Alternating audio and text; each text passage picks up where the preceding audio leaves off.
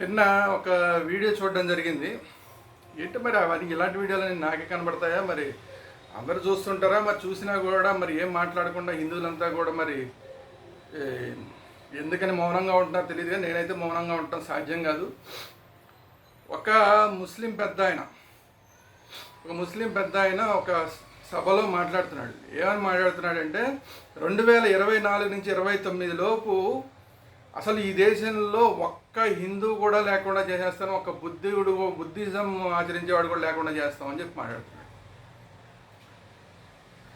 దాని వెంటనే ఆయన ఆ మాట అనగానే అందరూ అల్లా అల్లా అల్లా అని చెప్పి మొత్తం సభలో ఉన్న వాళ్ళందరూ ఆయన జేజేలు కొట్టడం. అంటే ఈ దేశంలో ఒక్క హిందూ కూడా లేకుండా ఉండేలాగా ముస్లిం పెద్దలు కొంతమంది ఏదైనా ప్లానింగ్ చేస్తున్నారా? అసలు ఈ దేశం అనేది హిందువులు ముస్లింలు కలిసి ఉన్న దేశం. ముస్లింలకి సపరేట్ దేశం కావాలని చెప్పి పాకిస్తాన్ అని చెప్పి పాకిస్తాన్ అని చెప్పి బంగ్లాదేశ్ అని చెప్పి విడగొట్టేసి తీసుకున్నారు కదా. మళ్ళీ అసలు ముస్లింలకి ఈ దేశంలో ఉండే హక్కే లేదు కదా, మా వాటా అని చెప్పి మీరు తీసుకున్నారు కదా. అట్లాంటిది ఈ ముస్లిమ్స్ హిందూ దేశంలో ఉండడమే అసలు హిందువుల యొక్క పెద్ద మనసు వల్ల ఉంటున్నారు. అలా ఉంటున్న వాళ్ళు ఈ రోజున అసలు హిందూ దేశంగా ఉన్న ఈ దేశంలో ఒక్క హిందూ కూడా లేకుండా చేస్తాం అని చెప్పి ప్రతిజ్ఞలు చేస్తున్నారు. మరి దీన్ని బట్టి హిందువులందరూ ఏ విధంగా ఉండాలి అనేది ఖచ్చితంగా ఆత్మావలోకనం చేసుకోవాల్సిన అంశం. ఒకవేళ మీకు ఇక్కడ ఉండడం ఇష్టం లేకపోతే, ఏ ముస్లింకైనా ఇక్కడ ఉండడం ఇష్టం లేకపోతే, రాజ్యాంగం మీకు ఉండే అవకాశం ఇచ్చింది, అందరిలాగే మీరు ఉండే అవకాశం ఇచ్చింది. ఒకవేళ మీరు ఉండే అవకాశం మీకు ఇష్టం లేకపోతే పాకిస్తాన్ కన్నా వెళ్ళిపోవాలి. ఎందుకు? మీరు కోరుకుని మీరు విడగొట్టుకొని తీసుకున్న పాకిస్తాన్, లేదంటే ఇప్పుడున్న బంగ్లాదేశ్, అప్పుడు అది కూడా పాకిస్తాన్లోనే ఉంది, ఇప్పుడున్న ఆ బంగ్లాదేశ్లోకి మీకు ఇక్కడ ఉండడం ఇష్టం లేకపోతే వెళ్ళిపోవాలి. అంతే తప్ప మాకు వాటాగా వచ్చిన ఈ హిందుస్థాన్లో హిందువులను ఒక్కళ్ళు కూడా లేకుండా చేస్తామని చెప్పి మీరు ప్లానింగ్ చేస్తున్నారు అంటే ఏమని అనుకోవాలి? హిందువులు ఏ విధంగా హిందువులు రియాక్ట్ అవ్వాలి?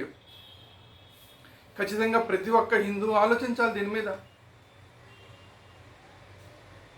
బుద్ధిస్టుగా ఉన్న ప్రతి ఒక్కళ్ళు కూడా ఈరోజు దీని మీద మరి స్పందించారు.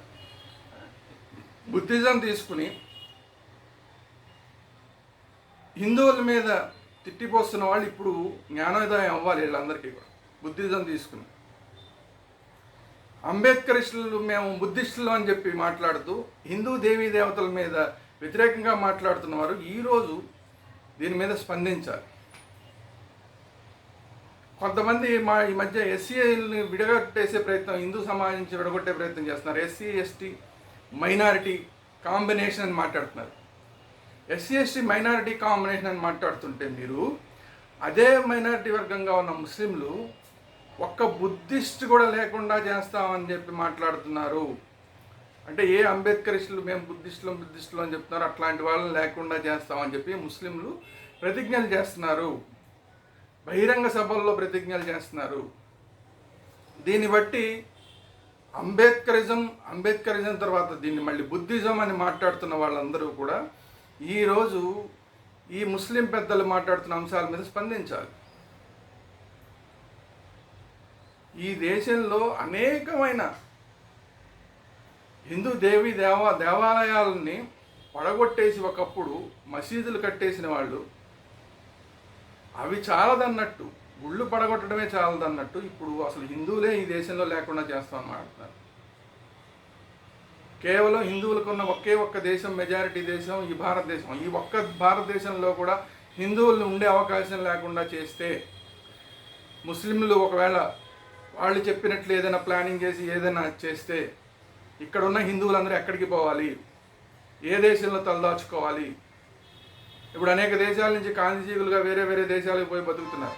అట్లా మనం కూడా వెళ్ళిపోవాల్సిన పరిస్థితులు వస్తాయా? కాశ్మీర్లో ఒకప్పుడు ఇలాగే చేశారు. కాశ్మీర్ నుంచి హిందువులందరినీ వెళ్ళగొట్టారు. అనేక మందిని చంపేశారు, అనేక మందిని రేపులు చేశారు. మరి అదే పరిస్థితులు మళ్ళీ మొత్తం దేశం అంతా తీసుకొచ్చే ప్రయత్నం ఏమైనా జరుగుతుందా? ఆల్రెడీ ఇప్పుడు మనకి వెస్ట్ బెంగాల్లో బంగ్లాదేశ్ నుంచి వచ్చిన కొంతమంది, అలాగే కొంతమంది రోహింగ్యాలు, వీళ్ళందరూ కలిసి అనేక అకృత్యాలు చేస్తున్నారు. ఇవి చాలదన్నట్లు మొత్తం దేశంలోనే ఒక్క హిందూ కూడా లేకుండా చేస్తామని ప్రతిజ్ఞ చేస్తున్నారు. కాబట్టి హిందువులారా మేల్కొనండి. ఈరోజు కనుక మీరు మేల్కొనకపోతే రేపు పొద్దున మీరు ఈ భూమి మీద ఉండరు, మీ పిల్లలు ఈ భూమి మీద ఉండరు, అసలు హిందూ అనేవాడే ఈ భూమి మీద ఉండడు.